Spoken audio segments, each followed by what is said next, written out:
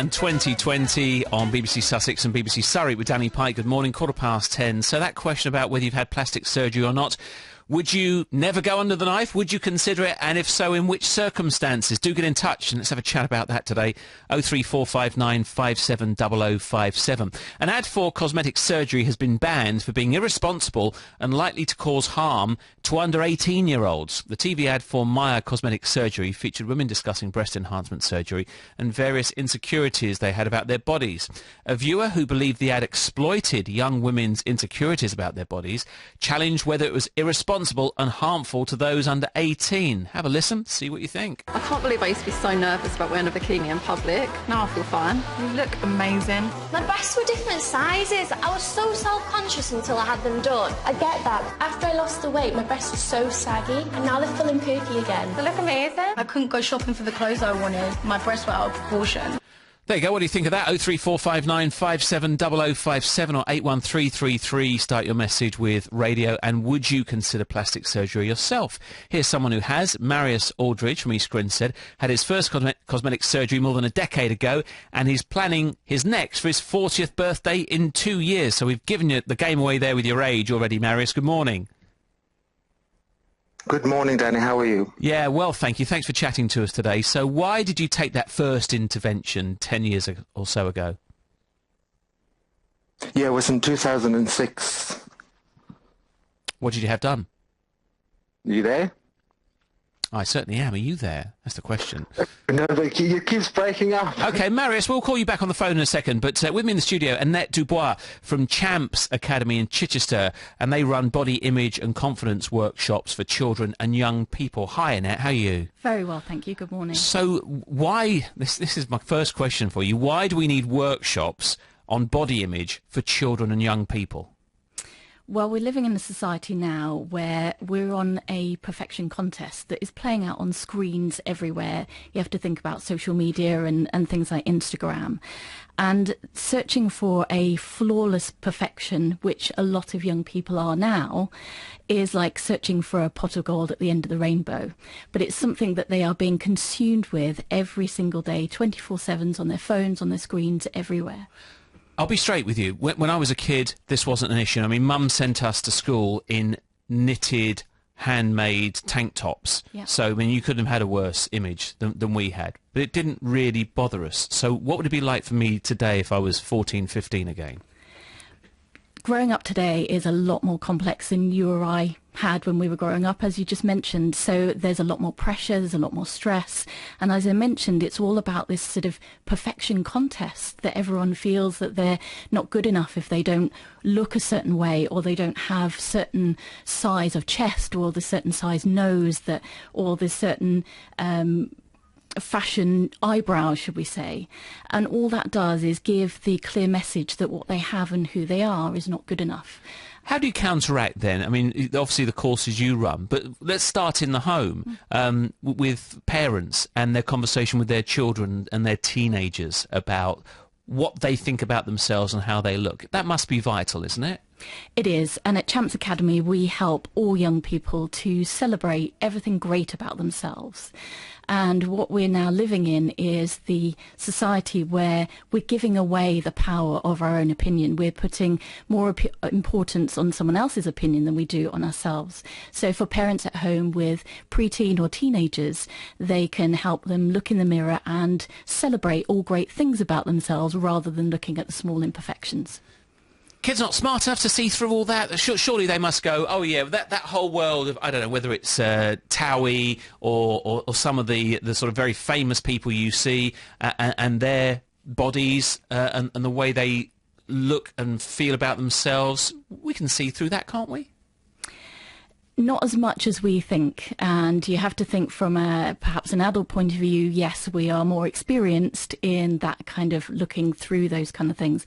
But young people growing up today, they are being consumed and bombarded by all of that perfection image, and that's where they're beginning to believe that that is reality, and of course it's not.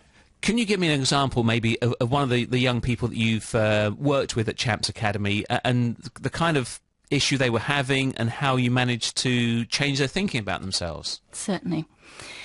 At Champs Academy we use something called labels, which I always say that labels are just for clothes, but we tend to label ourselves or our behaviour, and we become the victim of our own negative branding. So one of the exercises at Champs is that we get young people to think about the labels that they use on themselves. I'm rubbish at this, I hate my body, or whatever it might be. And then we rip off that label and turn it more into a positive outcome that they can use. So what would you write on the reverse of that label and stick back on somebody with a positive message? Say, for example, I'm rubbish at maths. Then it could be, I'm working harder at maths. Is it, my nose is too big?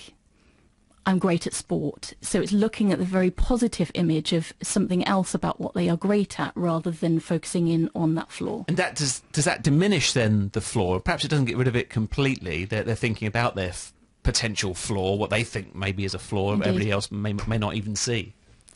It allows them to look at things differently. It gains perspective. So when it's about the complete consumption of an image, of somebody's perceived image, then it makes them look at things completely different and change the perception. And if that isn't tackled, what can that lead to for our young people? It leads to great dissatisfaction, unhappiness, anxiety, fear, and all the mental health that we're starting to see in the media now. Your job must be really satisfying when you make some progress with people and actually see a change in how they're thinking about themselves, the way they talk about themselves, the way they look as well. It is. It's a real privilege and it's a real honour to help young people, and Champs Academy has a mission of inspiring and empowering 1 million children and teens by 2020. And it really is a privilege to take one young person who is so consumed with fear and insecurities and turn them into the blossoming young person they know they can be. Because we all have fears and insecurities as teenagers, because so much is happening to our bodies when we change. But to add that on top, as you know, whether if I'm a bit spotty today, oh God, no, what's everybody going to say at school when I'm a bit spotty? I've been there. Well, it's not just at school, is it? It's on the screens. Yeah. So somebody takes a snap and then gets a bit of a hater or a meanie about it, and then says, oh, look at what they look like today, spotty or whatever. So it's completely different from what we were growing up. The most common thing in teenhood. Goodness me. Yes. Marius Aldridge is back with us from East Grinstead, and so he's going to join our conversation. Hi, Marius. Hi, Danny. Hi there. So that first surgery you went for 10 years ago, what was that? I had a flankoplasty and an abdominoplasty, which was a tummy tuck in the flanks. Is that as a result of you'd lost a lot of weight? I lost a lot of weight, yeah. I was morbidly obese and then lost 22 stone, so I was stuck with the skin left over. That's a phenomenal weight loss. How did you go about that? What changed in your mindset, the way you behaved, the way you dieted and exercised? I moved to the United Kingdom. Oh, really? Yes. I don't know. I just came to a point where I thought... Our food is that awful? Say again? Our food is that awful that you instantly lost weight? No, I just found that the pace of life in the United Kingdom is much faster than it was in South Africa. Uh-huh. So that prompted me to make changes in my lifestyles, and and I did it all through dieting and exercise. So I didn't have a gastric band fit or nothing. So it was the hard work, 7 years of hard work. Okay, and how big a decision was it having those operations? Because they sound quite major, because you're losing, quite large chunks of yourself there. Yeah, I mean, because I worked so hard in the exercise, and then I came to a point that nothing was shifting anymore, and I had a personal trainer. I did that for 18 months, where I worked really hard, but you couldn't see changes. So, I watched a program on telly where they did called massive surgeries, and I saw these people having cosmetic surgery after weight loss, and I thought, oh my God, that's me. And then I started doing research, and then 8 months later I had the surgeries. And what's coming up then in a couple of years' time for your 40th? You teased us with that. Yes, I'd like to have some more surgery done on my back. Again, is that just about the shape of your back and perhaps excess flesh you have? Yeah. So it's because that's different to say that the surgery that was suggested in that commercial we played a few minutes ago. That's all about your appearance to yourself and how other people see you. This is about this was more, getting the rest of your body in line with your current thinking and the new way you were living. Yes, there's that, but obviously losing the weight. Obviously, I had what they call man boobs, moves, and obviously people made comments in public, and which was not very nice, and the remarks are quite hurtful. And although I know I worked so, my moves, yes, they would say stuff like "get a bra, mate," and stuff like that. Why would they do that then? I don't know. Society is a funny thing. Or unfunny, as it turns out, because you know you've done loads of hard work, and they kind of dismiss that in an instant. Absolutely, yeah. With the first impression of you. Yeah. So after your first rounds of surgery, how much did that change the way you felt about yourself? Oh, instantly. It took me completely outside of my comfort zone. I started taking up hobbies that I've only dreamed of. So I started dancing and trained in ballet, and I changed my career. So it was really life-changing for me.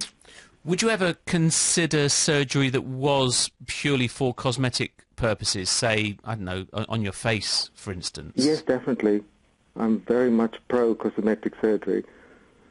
If it helps boost your confidence and make you feel better about yourself, so why wouldn't you want to change it?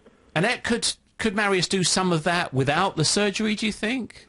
Yes, a lot of it is about practical psychology, if I can bring that in, really, because it's about what we believe about ourselves. And again, as I mentioned earlier, there can be the tendency of giving away our source of power to somebody else based on their own opinion.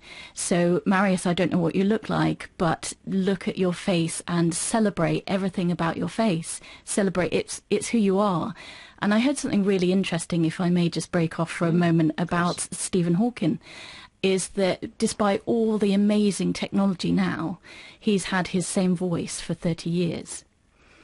So he didn't want to change his voice because everyone knows him as his voice. Yes, it's very distinct, because he, at the flick of a switch, could have a much more slick voice, couldn't he? Yeah. Less computery, more human. I mean, we all have those on our mobile phones, don't we, these days? Yeah. But he sticks with that one because... Because it's him. It's part of him. It's part of what everyone knows him for. So if that individual then changes their nose or their eyes or their eyebrows or their chest, then is it really them? It has happened with actors for me, on TV or on films. You see somebody whose face is so familiar to you, yet they've been through a regime of surgery on their face, and it just doesn't look like the person who they were. Indeed. And I wonder whether they feel satisfied with that when they look in the mirror in the morning. Most of the time not, because what happens is that they don't have that unwavering self-belief. So there's always going to be something wrong. It's either their nose or their hair or whatever it might be. They'll always pick up on the flaw rather than celebrate the great things about them. And potentially they're working in a business where if you do look your age, the parts might start to dry up. So perhaps they feel like they're on a treadmill where that has to be part of their career, that when they reach a certain age, that they have the surgery so they look a certain way again so they can still get the parts. But then there's plenty of successful actors and actresses who don't have that, who play character roles all the time. Yeah.